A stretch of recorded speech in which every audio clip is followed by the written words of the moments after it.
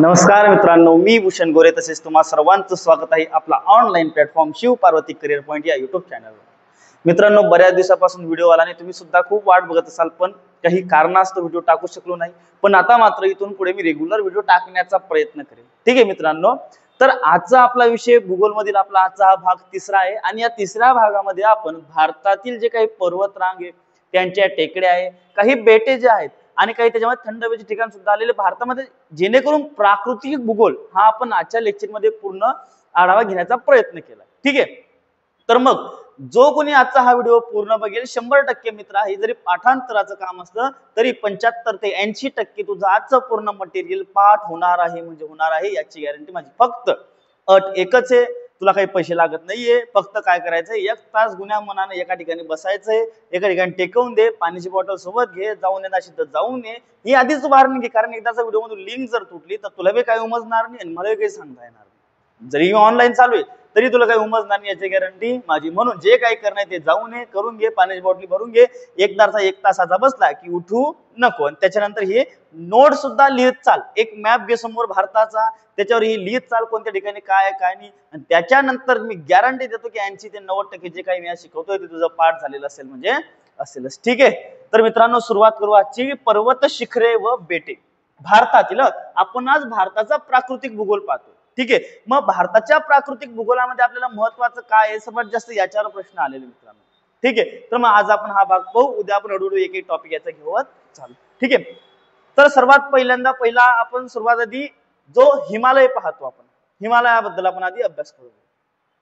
जसं की समजा हा आपला उत्तर भारत आहे, उत्तर भारतामध्ये काही रांगा आहेत, कशाच्या, पर्वताच्या। मग त्या पर्वताच्या रांगा आहेत, त्याच्यामध्ये काही टेकड्या पण आहे। टेकड्या म्हणजे काय, एखाद्या पर्वत रांगेमधील सर्वात उंच शिखर असतं, त्याला आपण काय म्हणतो, टेकडी एखादी त्याची।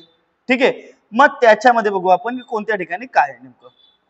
सर्वात पहिली तर ही काराकोरम रांग, कोणतीही काराकोरम, याच्यातच तुम्हाला केटू नावाचं एक पर्वत भेटतं। कोणतं, केटू, त्याची उंची 8611 मीटर। ठीक आहे, ते काय आपलं भारतातील सर्वोच्च शिखर।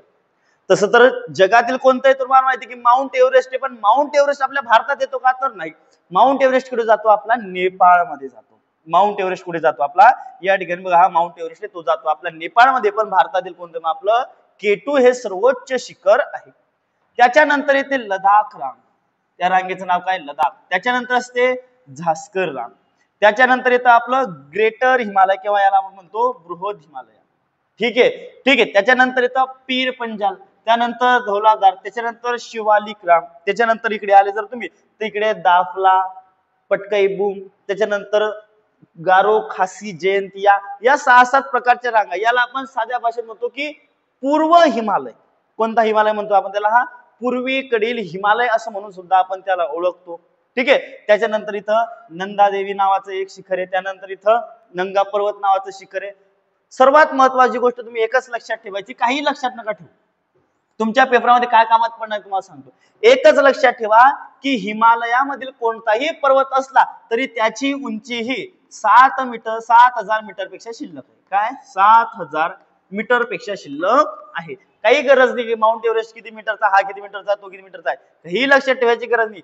हिमालयामध्ये जर पर्वत पाहायला गेले सर्व कितीच्या वरती आहे, कमीत कमी 7000च्या वरती आहे। जर कोणी शिवालिक आणि पीर पंजाल मध्ये आला तर 6000च्या थोडंफार खाली, पण त्याच्यात तुम्हाला विचारणार नाही। इथलं नंदादेवी, त्यानंतर नंगा पर्वत, त्यानंतर केटू, गोडविन ऑस्टिन यालाच म्हणलं जातं, त्याच्यानंतर एक कैलास पर्वत, माउंट एव्हरेस्ट, हे 4-5 सोडले, तुम्हाला बाकीचं काही विचारणार नाही।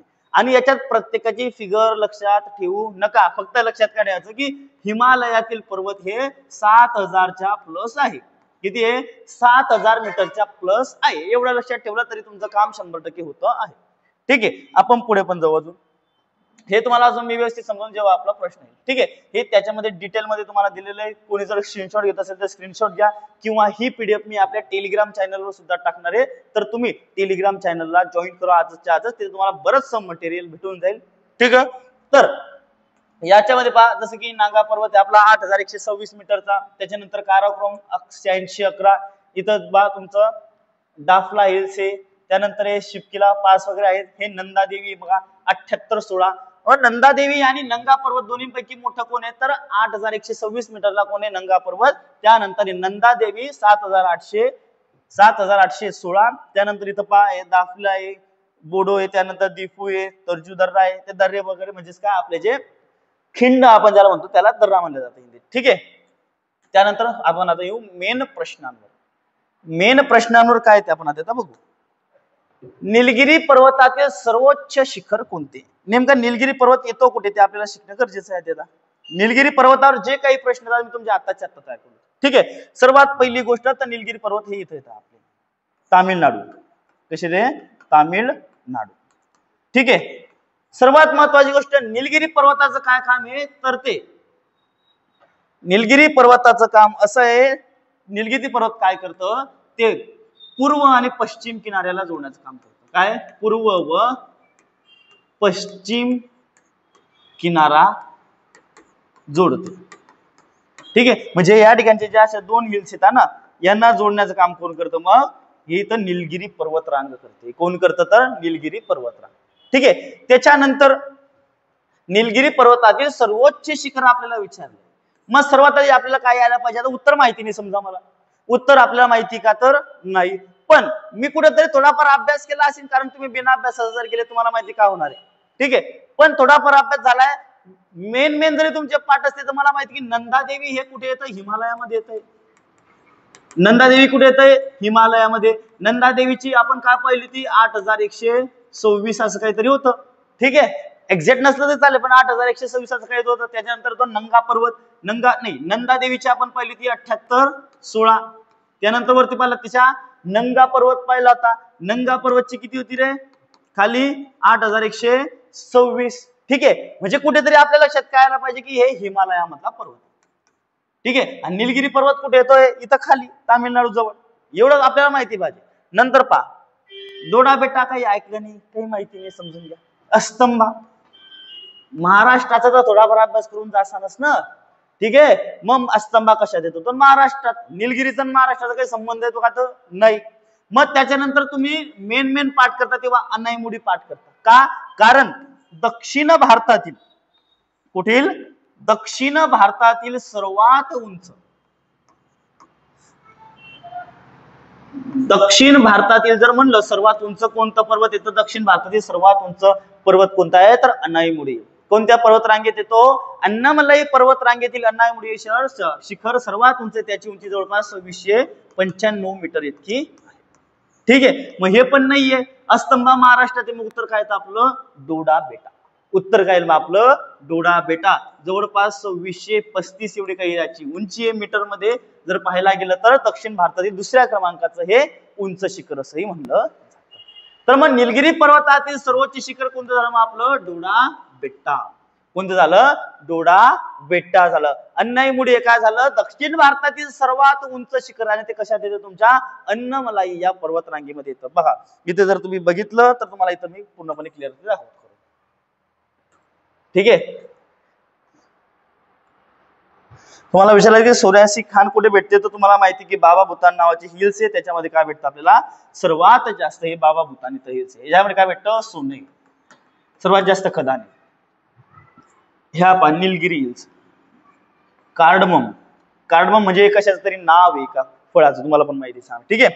त्यानंतर हे अन्नामलाई हे इथं जे अन्नामलाई आहे ना अन्नामलाई यातील सर्वात उंच शिखर कोणतं तुमचं अन्नाईमुडी. कोणतं आहे अन्नाईमुडी एक शिखर आहे. याची उंची किती आहे 2695. ठीक आहे. आणि निलगिरीमध्ये सर्वात मोठं कोणतं आहे आपलं डोडा बेट्टा. डोडा बेट्टा. ठीक आहे. डोडा बेटाची उंची किती आहे 2635 पर्यंत अशी काहीतरी आहे. मीटर मध्ये सांगतो मी उंची फूट मध्ये उंची सांगत नाही आहे. ठीक आहे. पुढचा प्रश्न हे सुद्धा तुमच्या पाहण्यासाठी तुम्हाला लागलं नंतर किंवा आपण ते पाहू शकतो. त्यानंतर आला आता हे थंड हवेच्या ठिकाणांवरील प्रश्न आहे. ज्याने थोडाफार महाराष्ट्राचा जरी अभ्यास केला असता त्याला याचं उत्तर आलं असतं. ज्याला प्रश्न कठीण केव्हा झाला असता आपण ते समजून घेऊ. बघा फक्त प्रश्न सोडवून देणं माझं काम नाहीये. प्रश्न आल्यानंतर प्रश्न कठीण स्वरूपाचा आहे किंवा त्याला सोडवण्याची काय टेक्निक वापरायची आपण ते आपल्याला बघायचं. फक्त पंचमढी जर आला असतं तर माझ्या मते 50 ते 60% पोरांना उत्तर आलं नसतं. ठीक आहे, पण याच्या सोबत काढलेलं आहे त्यांनी आपल्याला चिखलदरा दिलाय. म्हणजे चिखलदरा दिलाय 100% काय मग की हे आपल्या ओळखीचं आहे. मग आपण लगेच पाहतो चिखलदरा हे थंड हवेचं ठिकाण कोणत्या जिल्ह्यात आहे, तर कोणत्या जिल्ह्यात आहे, तर अमरावतीमध्ये. कोणत्यामध्ये? अमरावती जिल्ह्यामध्ये. मग अमरावती जिल्हा महाराष्ट्राच्या कोणत्या दिशेला आहे, लगेच आपण पाहतो ही उत्तरेला अशी जाते आणि उत्तरेला इथं काय अमरावती जिल्हा आहे. मग महाराष्ट्राच्या उत्तरेला कोणती पर्वतरांग आहे, लगेच आपल्याला आठवतं काय की इथं सातपुडा पर्वतरांग आहे. कोणती पर्वतरांग आहे? सातपुडा पर्वतरांग आहे. ठीक आहे, मग सातपुडा पर्वतरांग आहे तर मग कोणत्या पर्वतावर आलं रे हे, तर आपल्याला ते सातपुडा पर्वतरांग.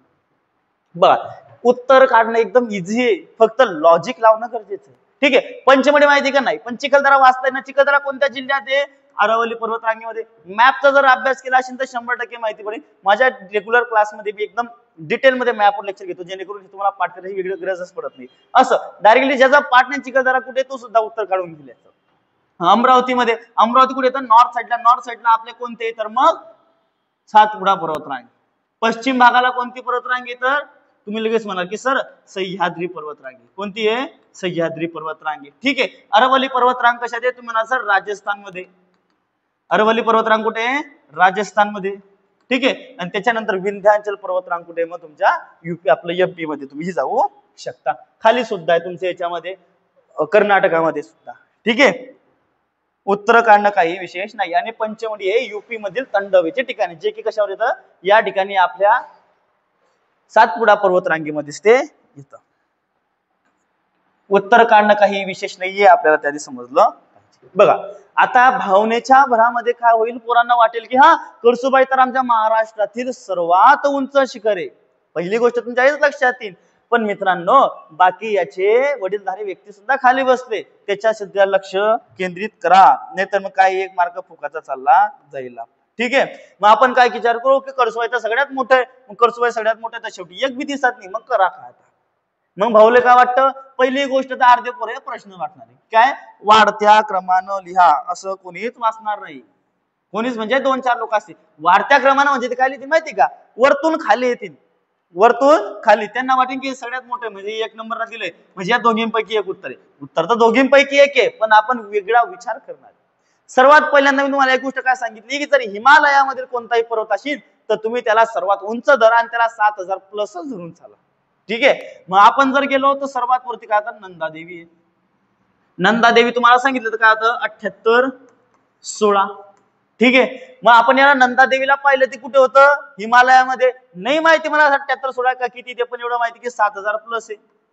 ठीक आहे, त्याच्यानंतर अन्नाईमुडी कशात होतं रे, अन्नामलाई पर्वतरांगेमधील किंवा दक्षिण भारतातील सर्वात उंच शिखर.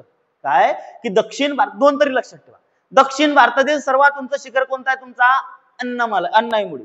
अन्नाईमुडी कशात आहे, अन्नामलाई पर्वतरांगेमध्ये. म्हणजे काय झाला, हा कुठेतरी 2 नंबरला येणार आहे. ठीक आहे, कारण 2695 आपण काहीतरी अशी लांबी पाहिली होती. डोडा बेटा हे कशातलं पर्वत आहे, सर निलगिरी पर्वतरांगेमधील. कशामधील ते, निलगिरी पर्वत रांगेमधील. हे बी याच्या खाली खाली येतं, 2 नंबरला आहे. आणि कळसुबाई राहिलं, मग उरलं सुरलं किती नंबरला आलं, हे 4 नंबरला. मग सर्वात उंच कोणतं आहे, नंदादेवी.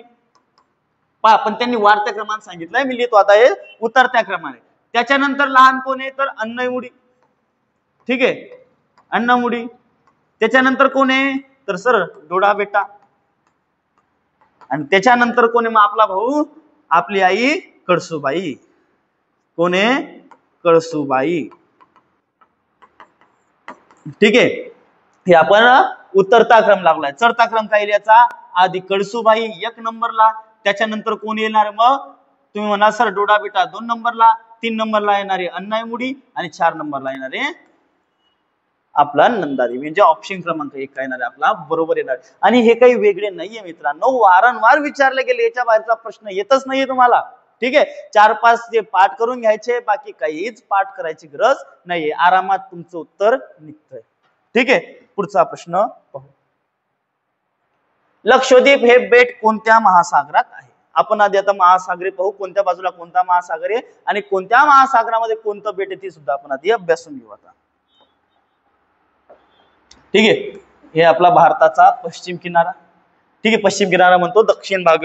या भागात जर गेलं तुम्हाला माहिती सर्वांना काय आहे, अरबी समुद्र आहे. ठीक आहे, अरबी समुद्र आहे. त्यानंतर या भागात जर आले तुम्हाला माहिती काय, बंगालचा उपसागर आहे. काय, बंगालचा उपसागर. आणि त्याच्यानंतर जर दक्षिण भारतात गेले तर तुम्हाला माहिती काय आहे, हिंदी महासागर आहे. काय आहे, हिंदी महासागर. महासागर, ठीक आहे, हिंदी महासागर आहे. ठीक आहे. सर्वात महत्वाची गोष्ट तर आपल्या भारताला दोन महत्वाचे काय आहे, बेटे आहेत. कोणते कोणते दोन बेटे, एक तुम्ही म्हणाल सर की लक्षद्वीप बेट आणि दुसरा म्हणजे अंदमान व निकोबार. इकडे काय आहे, लक्षद्वीप बेट. कोणतं बेट हे, लक्षद्वीप. लक्षद्वीप आहे, लक्षद्वीप बेट. ठीक आहे. आणि इकडच्या याच्यावर काय येणार तुमचं, अंदमान व निकोबार. काय येणार आहे, अंदमान व निकोबार हे बेट येणार आहे. ठीक आहे. याच्यामध्ये एक लक्षात ठेवायचं अजून की याच्यामध्ये एक बॅरन, काय आहे, बॅरन बेट असतं. कोणतं, बॅरन बेट, अंदमानच्या जवळ असते बॅरन बेट. हे बॅरन बेट काय आहे, आपली भारतातील जिवंत ज्वालामुखी याच्यावर आहे. काय आहे, भारतातील जिवंत ज्वालामुखी कशावर आहे, ही जी बॅरन बेट आहे कुठे येतं, हे अंदमान जवळते. आणि अंदमानवरच जरी धरलं तरी चालेल की अंदमान, कारण हे जवळपास 572 बेटांचा एक समूह आहे. कोणता, अंदमान व निकोबार. इथं जवळपास लक्षद्वीप हे 36 बेटांचा समूह आहे. किती बेटांचा, 36. आणि याची राजधानी इथं कारावती. काय आहे, कारावती. ठीक आहे. अंदमान व निकोबारची आता राजधानी आधी काय होती, पोर्ट ब्लेअर. काय होती, पोर्ट ब्लेअर. पण आता याची राजधानी काय करली, तुम्हाला सगळ्यांना माहिती काय, विजयापुरम. काय केलेली आहे, विजयापुरम याची राजधानी केलेली आहे. या दोन चार गोष्टी लक्षात ठेवायचं आहे. ठीक आहे. तर आपण पाहिलं मित्रांनो, काय इथं आहे अरबी समुद्र, या ठिकाणी काय आहे, लक्षद्वीप, कारावती. ठीक आहे. त्याच्यानं म्हणजे लक्षद्वीप आहे, आइसलँड आहे आपलं, आइसलँड म्हणजे आपण त्याला बेट म्हणतो साध्या भाषेत. ठीक आहे. आणि त्याच्यानंतर काय आहे, खाली हिंदी महासागर, या ठिकाणी अंदमान व निकोबार आहे. या ठिकाणी बॅरन बेट सांगितले मी तुम्हाला, किंवा त्याला आपण बॅरन आइसलँड म्हणतो सुद्धा म्हणतो. त्यावर काय आहे, भारतातील जिवंत ज्वालामुखी. ठीक आहे. ज्वालामुखीचे पण प्रकार पडतात, पुढे प्रश्न आहे तेव्हा तुम्हाला समजून देईल. ठीक आहे.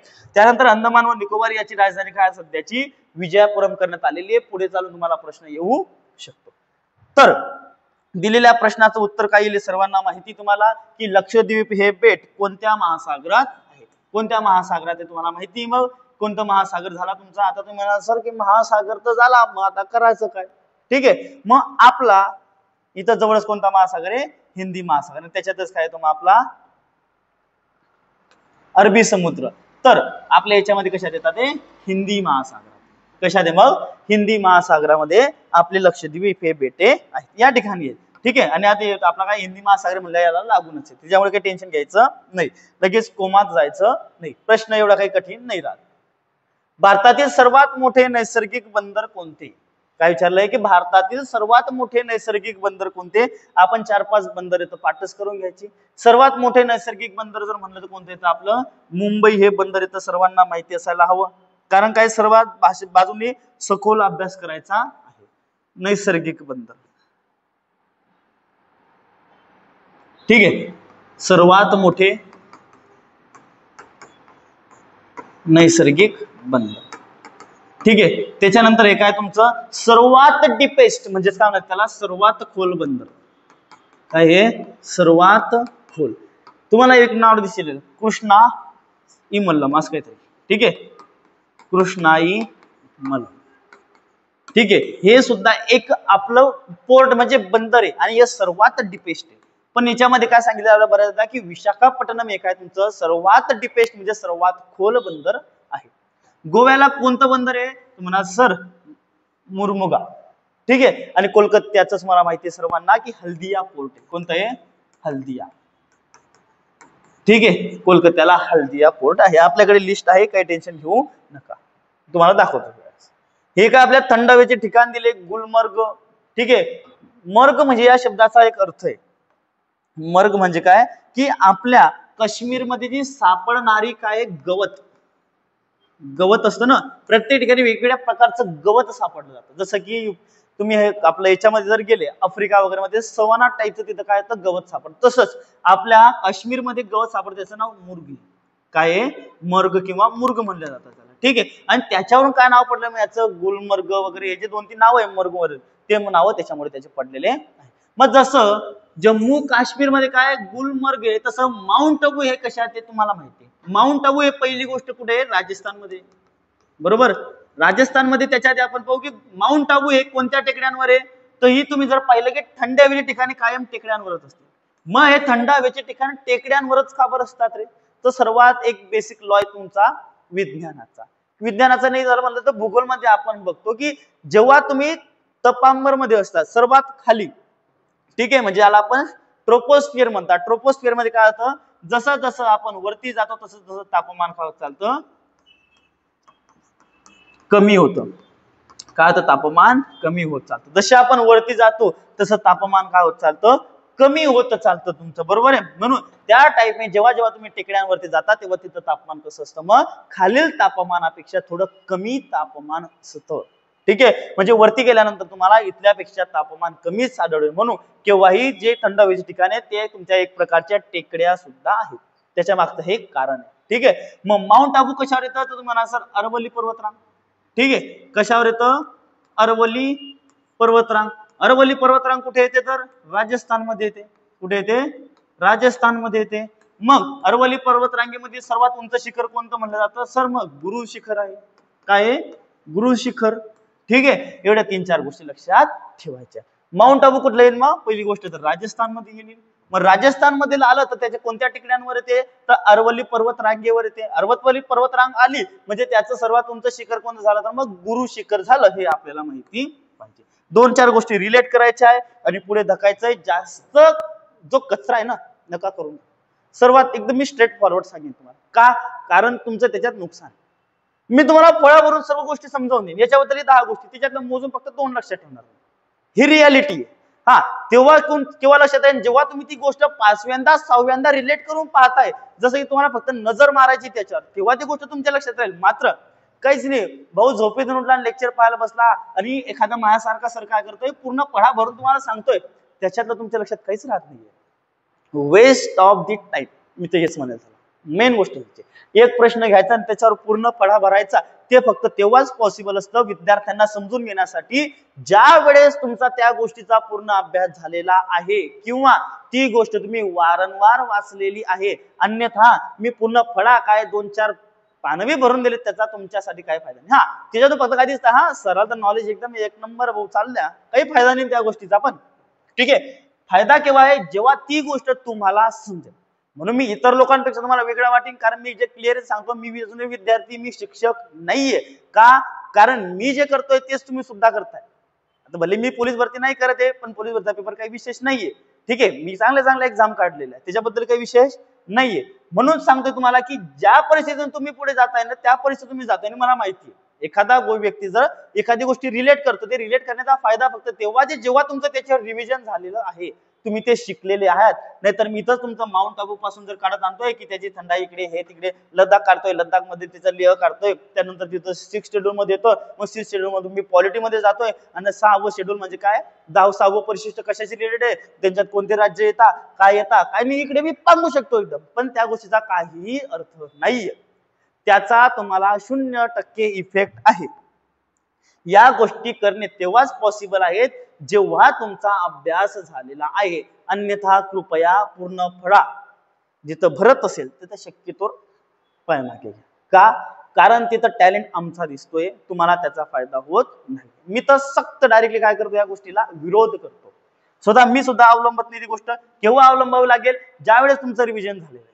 का, कारण नाही ना काही फायदा, तुम्ही रियालिटी मध्ये करून पहा, नाही काही फायदा खरंच त्याचा. ठीक आहे, वेस्ट ऑफ टाइम आहे, बाकी काही नाही. चुकीची जोडी ओळखायची आहे. एखादं तुम्हाला राज्य दिलेलं आहे आणि त्यातील थंड हवेचं ठिकाण तुम्हाला दिलेलं आहे. ठीक आहे, मग थंड हवेचं ठिकाण आपल्याला ओळखायचं आहे. मग कसं ओळखायचं आपण पाहू. असा एकही विद्यार्थी नसेल की ज्याला महाराष्ट्रामधील महाबळेश्वर हे थंड हवेचं ठिकाण आहे हे माहिती नसेल म्हणून. ठीक आहे, महाबळेश्वर हे थंड हवेचे ठिकाण आहे. त्याच्यासोबत मध्ये 2-3 लक्षात ठेवा जे विचारले जातात. ठीक आहे, मग त्याच्यासोबत आता पहिली गोष्ट, महाबळेश्वर कशावर, तुमच्या आता सह्याद्री पर्वतरांगेवर. पहा, पहिली गोष्ट लक्षात काय ठेवायची की कोणत्याही थंड हवेच्या ठिकाणी टेकडीवरच राहणार. टेकडीवरच का बरं राहणार आहे, कारण एक नियम आहे काय, की जसं जसं वरती जाऊ आपण ट्रोपोस्फिअर मध्ये तसं तसं तुमचं तापमान काय होत चालतं, कमी होत चालतं. म्हणून टेकड्या काय असतात, सपाट जमिनीपासून वरच्या उत्तर भागात असतात, तिथलं तापमान कसं असतं, मग थोडं कमी असतं. मग हे झाले आपले सह्याद्री पर्वतरांग. याच्यावर काय तुमचं महाबळेश्वर आहे. त्याच्यानंतर इकडे या, इकडे जर गेलं तर इकडे जळगाव मध्ये काय आपलं पाल आहे, रावेर जवळ, ठीक आहे, जळगाव मधील पाल आहे. या ठिकाणी काय आपलं चिखलदरा आहे. चिखलदरा कशात आहे आपल्या अमरावती, कशात आहे अमरावतीमध्ये चिखलदरा. 3-4 लक्षात ठेवा. बाकीचे जेव्हा महाराष्ट्रात येते तेव्हा मी तुम्हाला पूर्ण सुद्धा रिलेट करून देईल, तेवढं त्याचं काही टेन्शन नका घेऊ. हिमाचल प्रदेशमध्ये शिमला, ठीक आहे, शिमला सर्वांना माहिती आहे. इथं बरेच जणांचं फिरायचं जायचं सुद्धा हे मस्त. त्यासोबत आता रिलेट करायला गेलं तर परत इथं काय आणि लबासना, तुम्हाला विचारलं गेलं की लबासना कुठे म्हणून, ठीक आहे, लाल बहादूर शास्त्री आपलं अकॅडमिक असतं ते IAS ची ट्रेनिंग तिथं होते आपली, ठीक आहे. त्याच्यानंतर राजस्थान, माउंट आबू आताच पाहिलं आपण कोणत्या याच्यावर आहे, अरवली पर्वतरांगेवर आहे. त्याचं उंच शिखर काय, गुरु शिखर आहे. हा, पण उटी, आता हे तुम्हाला माहिती नाही, मला माहिती आहे, हे मला पण माहिती आहे. उदम मंगलम हे काय माहिती नाही आपल्याला, मला पण माहिती नसतं, पण आपल्याला उटी तर माहिती आहे. उटी सगळं गावच पाठ करून ठेवतं की काय तामिळनाडू मध्ये फिरायला जायचं उटी म्हणलं म्हणजे, ठीक आहे. तामिळनाडू उटी फिरायला जायचं सुद्धा आपलं स्वप्न असतं, हनीमून साठी जातात बरेचसे लोक, ठीक आहे. पण त्याच्यानंतर मग हे केरळ साठी बरोबर जोडी का त्याची तर नाही, ठीक आहे. केरळमध्ये जर म्हणलं तर इडुक्की नावाचं आहे, काय आहे इडुक्की नावाचं आहे. त्याच्यानंतर हे वायनाड, काय आहे वायनाड, हे 2 ठिकाणं आहेत कुठले केरळमध्ये. लक्षात ठेवायचं असेल तर असंच लक्षात ठेवा, बाकी काही टेन्शन घेऊ नका. माहिती पाहिजे महाराष्ट्र आठवलं की महाराष्ट्र ते जास्त आठवायला पाहिजे का, कारण आपल्याला महाराष्ट्राचा प्राकृतिक भूगोल सुद्धा शिकायचा आहे. मग त्याच्यावर परत डिटेल मध्ये येणार आहे, म्हणून महाराष्ट्राबद्दल आपल्याला इतर राज्यांपेक्षा 10 गोष्टी कमीत कमी शिल्लकच माहिती पाहिजे. कारण आपण महाराष्ट्र शासनाचा अभ्यास करतोय, महाराष्ट्र शासनाची नोकरी घेणार आहे आणि नोकरी पण अशी घेणार आहे, मग ती कोणत्या सूचीत येते राज्य. परत रिलेट करायला गेलो लगेच तुमचं डोकं पांगलं की सर आता भूगोलवर होता गेला काऊन पॉलिटीमध्ये, दादा मग पॉलिटी बाकी असून असं होऊन जाईल तुमच्या मनात, तसं नको व्हायला, ठीक आहे. म्हणून मी रिकाम्या गोष्टी कधी कधी काढत सुद्धा नाही. केरळ म्हणलं तर काय ठेवलं पाहिजे फक्त आपल्याला इडुक्की आणि वायनाड. जसं जसं मॅप ठेवायचा समोर, हे जसे जर ठिकाण येतात त्या ठिकाणी काय चालायचं लिहित चालायचं. 3-4 मॅप ठेवायचे जास्त. त्यानंतर पुढे या, उत्तर काय झालं मग आपलं हे सर्वांना माहिती आहे. पुढचा प्रश्न आपला की कोणती पर्वतमाला हिमालयाचा भाग नाही, ठीक आहे, हिमालयाचा भाग नाही अशी पर्वतमाला कोणती. आता शिवालिक आहे हे सर्वांना माहिती आहे, सर हिमाद्री आहे हे पण आम्हाला माहिती आहे. कन्फ्युजन होतं यांच्यामध्ये, कन्फ्युजन व्हायचं पण काही काम नाही. महाराष्ट्रात राहता, सातपुडा माहिती नाही असं होणार आहे काही नाही. मग हे तुमचं हिमालयाचा भाग आहे का तर नाही. आणि हे जे पटकाई बूम आहे, पटकाई बूम झालं, त्याच्यानंतर झालं गारो खासी जयंतिया, त्यानंतर झाली दाफला हिल्स. या 4-5 प्रकारच्या ज्या हिल्स आहे त्या कुठे येतात तुमच्या पूर्व हिमालय. कारण पहा हिमालय कसं आहे तुम्हाला सांगतो. आता आपला हा भारत आहे समजा, ठीक आहे, असं आपल्याकडे भारत आहे. इथं असे 3 जागा, काराकोरम, झास्कर आणि लदाख. त्याच्या खाली येतात शिवालिक, हिमाद्री वगैरे असे लांब आहेत. आणि हे असं इकडे वाढत जातात अजून परत. मग इकडे वाढत गेल्यानंतर इकडे 4-5 रांगांची नावं सांगली. इकडे गेल्यानंतर याला काय म्हणलं जातं तुम्हाला सांगितलं यातच की पूर्व हिमालय आपण त्याला म्हणतो. कोणता पूर्व हिमालय. आणि या पूर्व हिमालयामध्ये वेगवेगळ्या रांगा आहेत तिथं अशा छोट्या छोट्या, ठीक आहे. मग याला इथं दाफला नाव आहे, हिला पटकाई बूम आहे, इथं गारो खासी जयंती आहे. या सर्व सुद्धा कशाचा भाग आहे मग तुमच्या हिमालयाचा भाग आहे त्या रांगा. पण सातपुडा ही हिमालयाचा भाग आहे का नाही, तर सातपुडा ही पर्वतरांग आपली जी दख्खनचे पठार आहे त्याच्यामध्ये असलेली ही एक पर्वतरांग आहे, ठीक आहे. सर्वांना प्रश्न समजला असेल. पुढचा प्रश्न बघू. हिमालय पर्वताची उंची किती मीटर आहे सर्वांना माहिती, सांगायचं काही काम नाही. 89चं आपल्याकडे काही नाहीये. 88-49 मीटर त्याची काय लांबी मीटर मध्ये आहे, उंची सॉरी लांबी नाही. अरबी समुद्रातील बेटे ही, लक्षद्वीप बेटे ही कोणती आहे, प्रबळ काय असतात ते समजावून सांगतो तुम्हाला. आता बघा बेटे तयार होण्याचे बरेचसे वेगवेगळे टाईप आहे. मग ते टाईप कसे आपण थोडे थोडे समजून घेऊ व्यवस्थित पद्धतीने, जेणेकरून तुम्हाला प्रबळ काय असतं, मुख्य भागापासून तुटलेला भूभाग काय असतो, ज्वालामुखीय बेटे काय असतात आणि खंडीय बेटे काय असतात ते आपल्याला समजून येईल. पहा पहिली गोष्ट तर काय असते, सर्वात पहिल्यांदा आपण समजून घेऊ की मुख्य भूभाग. पहिली गोष्ट तर बेटे म्हणजे काय ते आपल्याला माहिती पाहिजे. सर बेटे म्हणजे काय, आता बेट म्हणजे काय, बेट म्हणजे असा भाग ज्याच्या काय चारही बाजूने, जो सर्व बाजूने पाण्याने घेरलेला आहे, सर्व बाजूने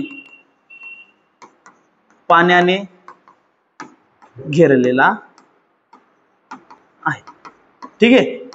बेट म्हणजे सर्वात पहिली गोष्ट काय माहिती पाहिजे याला की असा भूभाग म्हणजे असा जमिनीचा भाग की जो असा समजा हा जमिनीचा भूभाग आहे आणि जो काय झालेला पूर्ण सर्व बाजूने पाण्याने घेरलेला आहे.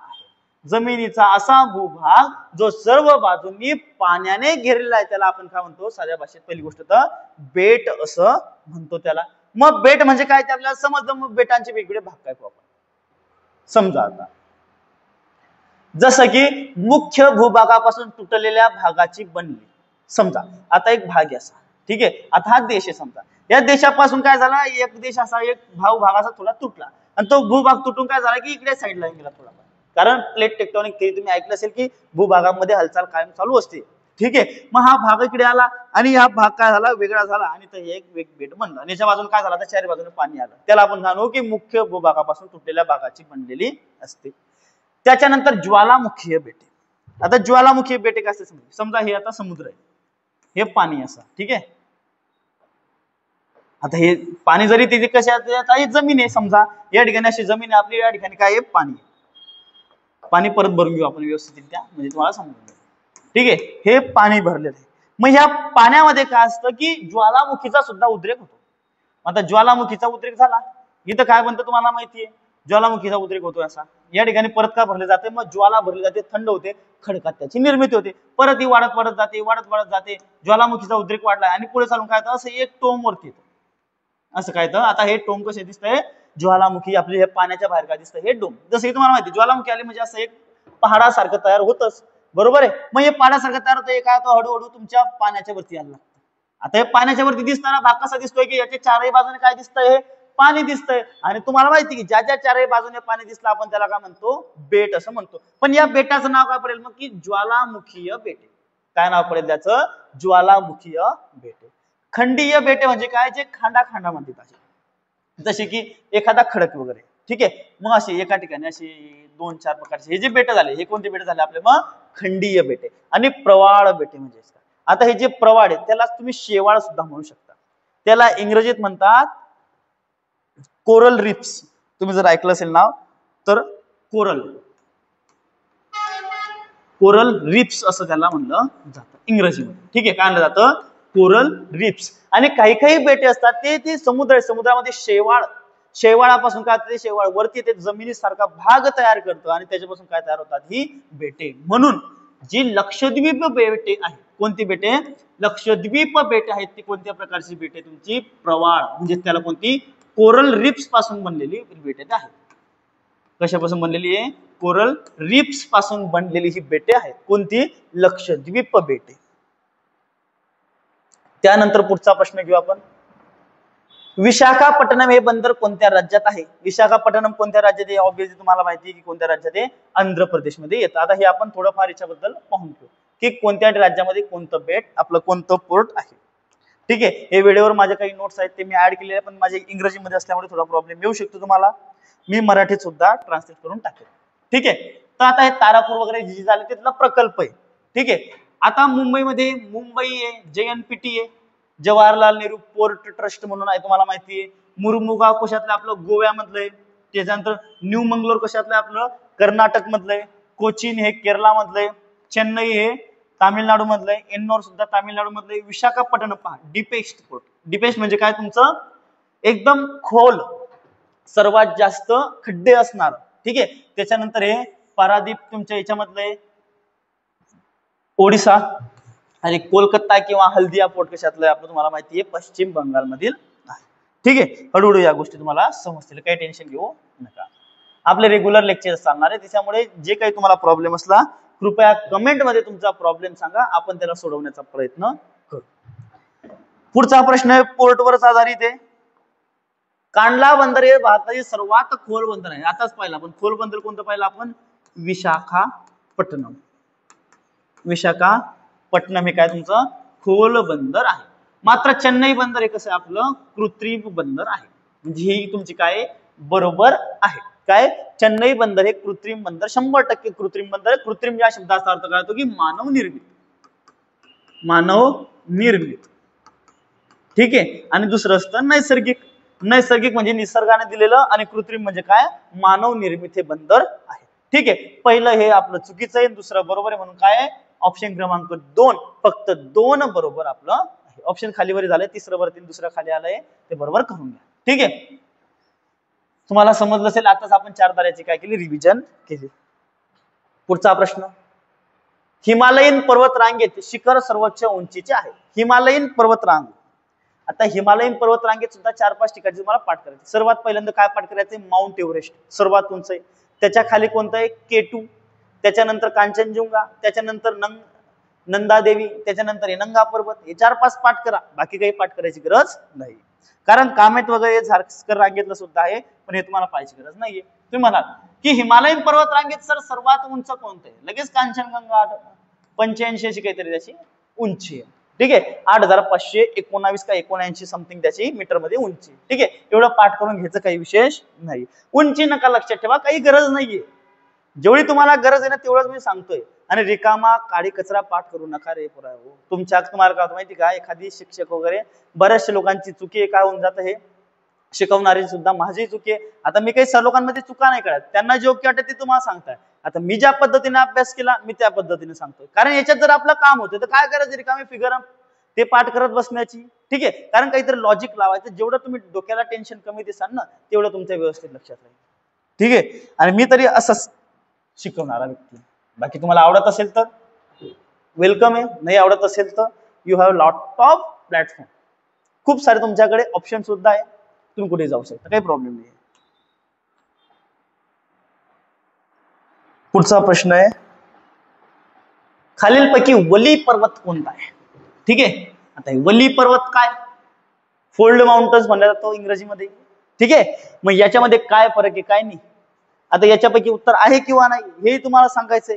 ठीक आहे, मग कमेंट मध्ये याचं उत्तर सांगा. पुढच्या व्हिडिओ तुम्हाला डिटेल मध्ये सांगतो, किंवा कमेंट मध्ये याचं उत्तर मी तुम्हाला व्यवस्थित डिटेल मध्ये लिहून देईल. पण माझी इच्छा आहे की हा प्रश्न नवीन भाग आलेला आहे, हे तुम्हाला पूर्णपणे समजायला पाहिजे. ठीक आहे, म्हणून याचं उत्तर तुम्ही सांगायला पाहिजे. बाकी मी तर सांगितलं, त्याचं काही टेन्शन घेऊ नका. अरुणाचल टेकड्या, तुम्हाला कन्फ्युजन करणारा हा प्रश्न आहे. अरुणाचल टेकड्या या एवढा सोपा प्रश्न तुम्हाला ते देणार नाही. प्रश्न पाहून कमी हिंमत असणारे लोक याचं उत्तर 100% हे करतील, पण याचं उत्तर काय आहे, तामिळनाडू आहे. अरुणाचल टेकड्या या तामिळनाडू मध्ये आढळतात.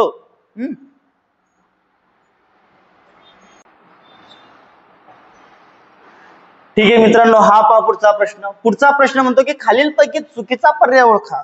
सर्वात महत्वाचं मित्रांनो लक्ष द्यायची गरज ती म्हणजे या ठिकाणी चुकीचा पर्याय काय असेल. या प्रश्नामध्ये की चुकीचा पर्याय काय असेल. मग चुकीचा पर्याय काय असेल ते आपल्याला पाहिजे. अंदमान व निकोबार बेट समूहात एकूण 572 बेटे आहेत. समजा तुम्हाला हे माहिती नाही, मला माहिती आहे की हे उत्तर बरोबर.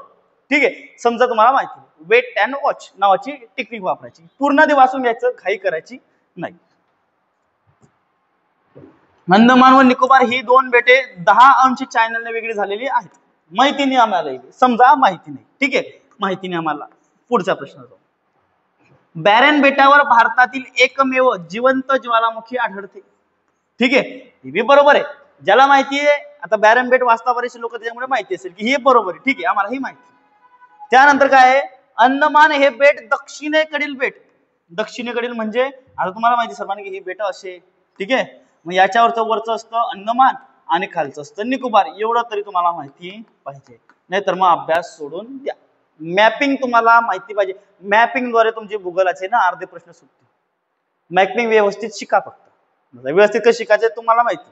ठीक आहे, मी तर व्यवस्थित शिकवून दे जर माझ्याकडे असाल तर. ठीक आहे, अंदमान बेटे हे दक्षिणेकडे का नाही, आणि निकोबार हे उत्तरेकडे का तर नाही. ठीक आहे, यांचं उत्तर माहिती नसताना सुद्धा आम्हाला 100% गॅरंटी आहे की हे जे 4 क्रमांकाचं ऑप्शन हे 100% चुकीचं आहे. कारण अंदमान हे वरच्या बाजूला म्हणजे उत्तरेकडे आहे आणि निकोबार हे तुमचं दक्षिणेकडे आहे. ठीक आहे, पुढचा प्रश्न पाहू.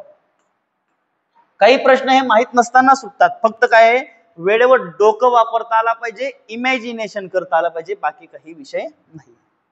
पुढचा प्रश्न, भारतातील एकमेव जिवंत ज्वालामुखी कुठे आहे. सर्वात पहिल्यांदा मी बोललो तुम्हाला की ज्वालामुखीचे प्रकार आहे. जसं की पोलीस भरती करणाऱ्या पोरांचे सुद्धा प्रकार आहे. प्रकार कसे पहा.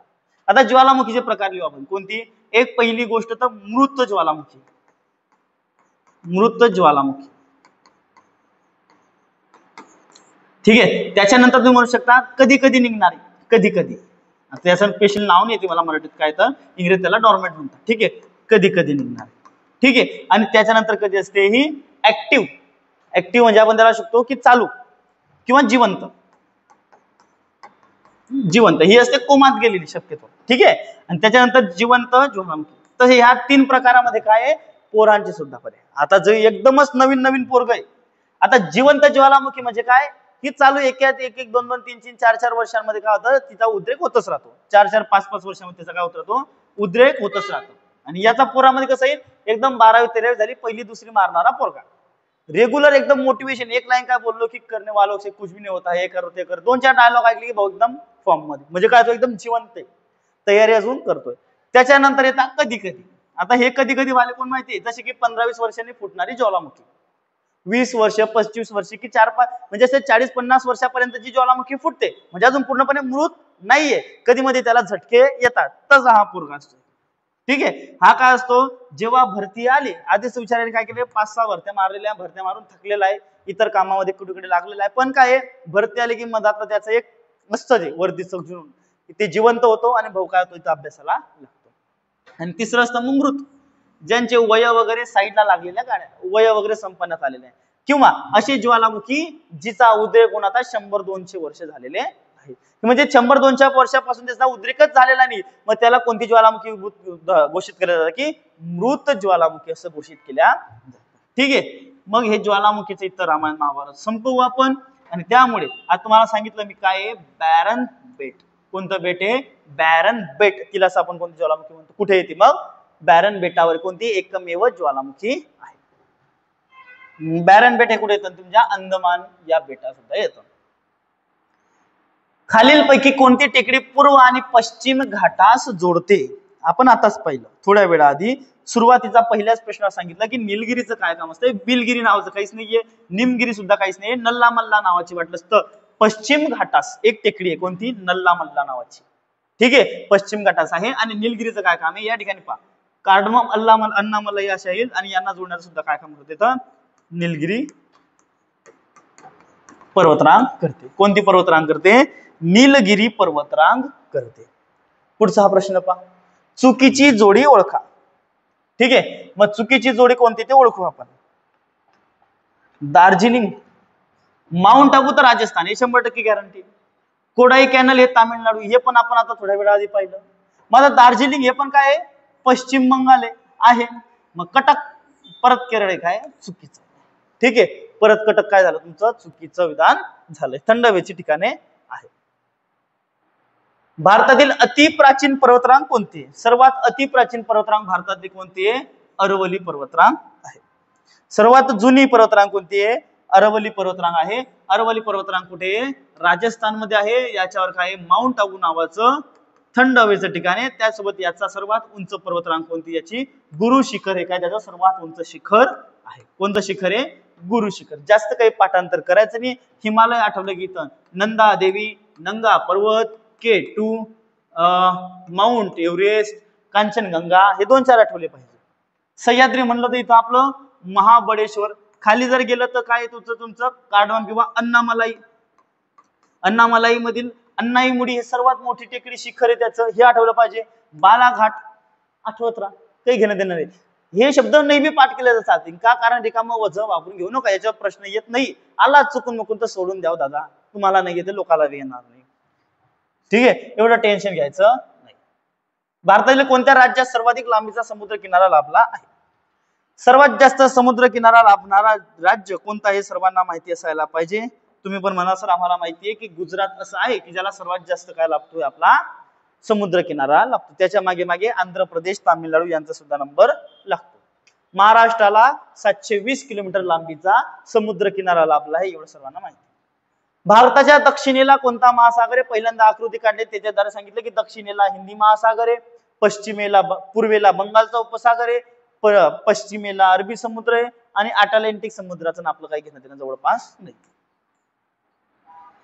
भारतातील कोणत्या राज्यात सर्वाधिक लांबीचा समुद्र किनारा लाभला आहे, तर गुजरात. आता झालेला आहे प्रश्न.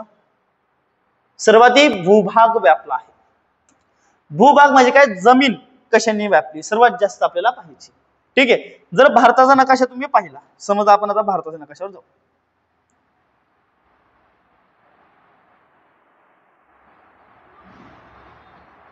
समजा फॉर एक्झाम्पल हा भारताचा नकाशा आहे. या भारताच्या नकाशापैकी तुम्हाला सांगतो कोणती जमीन कोणत्या ठिकाणी. मैदानी प्रदेश कोणता आहे. आता इथून जर हा भाग घेतला एवढा, हा सर्व भाग तुमचा काय पर्वतीय भाग. कोणता आहे. हिमालयीन पर्वत. कोणते. हिमालयीन पर्वत आहे. या ठिकाणचा भाग हा आपला मैदानी प्रदेश. कोणता भाग आहे. मैदानी प्रदेश. या ठिकाणी काय आहे. वाळवंट. काय आहे. वाळवंट. ठीक आहे. वाळवंटीय भाग. आणि या ठिकाणचा जो भाग आहे असा, याला काय म्हणतात. तुमचे दख्खनचे पठार किंवा पठारी प्रदेश. कोणता. पठारी प्रदेश. मग पठारी प्रदेश हा एवढा मोठा आहे आपला. ठीक आहे. पूर्णपणे असं झालं जातं. हे काय तुमचे पश्चिम आणि पूर्व घाट किंवा पश्चिम किनारपट्टी आणि पूर्व किनारपट्टी, त्याला किंवा आपण म्हणतो त्याला पश्चिम घाट आणि पूर्व घाट. म्हणून सर्वात जास्त भाग कशाने व्यापला आहे तो तर पठारी प्रदेशाने व्यापलेला आहे. कशाने व्यापलेला आहे. पठारी प्रदेशाने सर्वात जास्त भाग आपल्याला व्यापलेला आहे. सर्वाधिक भूभाग कशाने व्यापलेला आहे. मग आपला भारतातील भूभाग हा प्राचीन पठाराने व्यापलेला आहे. वाळवंटाने सुद्धा कमी व्यापलेला आहे, पण पठारी भागाने काय तुमचा जास्त भाग व्यापलेला आहे. पुढचा प्रश्न आपण पाहू. भारताच्या दक्षिणेला कोणता महासागर आहे. आताच पाहिलं हिंदी महासागर. अति प्राचीन अरवली पर्वतरांग. सर्वात जास्त भूभाग. परत झाले प्रश्न. भारतीय पर्वत शिखरांमध्ये खालीलपैकी सर्वात उंच शिखर कोणते. भारतातील कोणतं म्हणलं गेलं. भारतीय. इथं तुम्ही चुकी कराल माउंट एव्हरेस्ट. ठीक आहे. पण भारतीयमध्ये कोण आहे. K2 हे सर्वात उंच शिखर आपलं आहे. ठीक आहे. कळसुबाई हे महाराष्ट्रातील सर्वात उंच शिखर आहे. सह्याद्री समुद्र सपाटीपासून माउंट एव्हरेस्ट या पर्वत शिखराची उंची किती आहे तर 88-48. त्याचं उत्तर लिहायचं. आता सांगितलं गारो, खासी आणि जयंतिया या टेकड्या कोणत्या राज्यात आहे तर मेघालय या राज्यात आहे. आता त्यांचं नाव गारो, खासी आणि जयंतिया हेच का पडलं आपण ते पाहू. समजा आता इथं पाहे, या ठिकाणी जर पाहिलं तुम्ही तर हे मेघालय आलं. ठीक आहे. हे असं इथं तुमचं बांगलादेश आलं आणि या ठिकाणी काय आपलं आसाम आलं. आसामच्या खाली तर मेघालय. कुठे गेलं रे मेघालय. ठीक आहे. या ठिकाणी मेघालय. मेघालयमध्ये या 3 टेकड्या पहा. गारो, खासी आणि जयंतिया. आता या 3 टेकड्या मुख्य या गारो, खासी आणि जयंतिया यांचं नाव गारो, खासी आणि जयंतियाच का पडलं माहिती की ज्या टेकडीचं नाव गारो आहे त्या ठिकाणी गारो नावाचे आदिवासी लोक राहतात. ज्या टेकडीचं नाव खासी आहे त्या ठिकाणी खासी आदिवासी लोक राहतात आणि ज्या टेकडीचं नाव जयंती आहे त्या ठिकाणी जयंतिया जात म्हणजे आदिवासी जात राहते, म्हणून त्या टेकडीचं नाव काय पडलंय जयंतिया.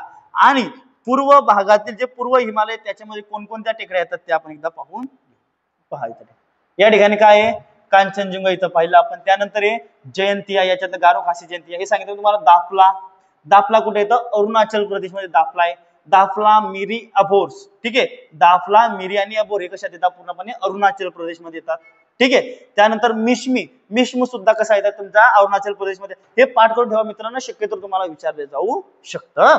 कारण विचारले गेले म्हणल्यावर काही प्रॉब्लेम येते. पटकाई बूम, पटकाई बूम कशात आलं तुमचं हे टेकडी याच्यावर आहे तुमचं नागालँड आणि अरुणाचल प्रदेशच्या बॉर्डरवर आहे. नागा हिल्स कशामध्ये येणार 100% नागालँड मध्ये येणार आहे. मिकिर हिल्स कशामध्ये तुमच्या आसाम मध्ये.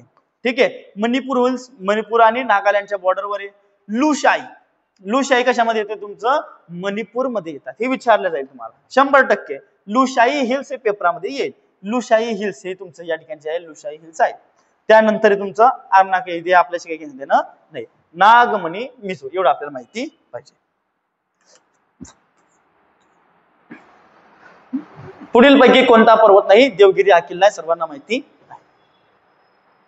वैज्ञानिक दृष्ट्या भारताच्या प्राकृतिक रचनेतील सर्वात जास्त किंवा प्राचीन भाग कोणता आहे तर प्राचीन भाग कोणता आहे आपला द्विकल्पीय पठार किंवा दख्खनचे पठार तुम्ही ज्याला म्हणतात तो. पांबन थेट बेट, पांबन बेट कोणत्या 2 देशांच्या दरम्यान आहे.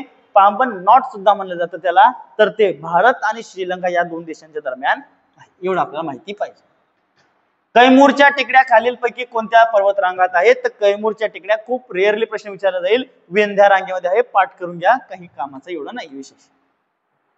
पीर पंजाल व धौलाधार रांगांचा समावेश हिमालयाच्या कोणत्या पर्वत श्रेणीमध्ये आहे तर बृहत किंवा लघु हिमालय येतो.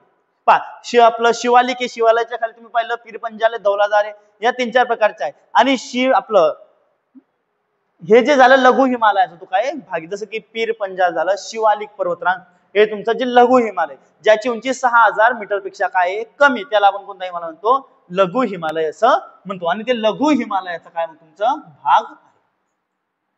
ठीक आहे. दक्षिण सह्याद्रीमध्ये सर्वात उंच शिखर, दक्षिण सह्याद्री म्हणजे काय, दक्षिण भारतातील तुम्हाला माहिती आहे अन्नाईमुडी हे आहे, अन्नामलाई मध्ये. ठीक आहे. डोडा बेटा हे 2 नंबरचं येतं. लाव्हा रसापासून बनलेल्या खडकांना काय म्हणतात, अग्निज खडक किंवा त्याला अग्निजन्य खडक असे म्हणलं जातं. ठीक आहे.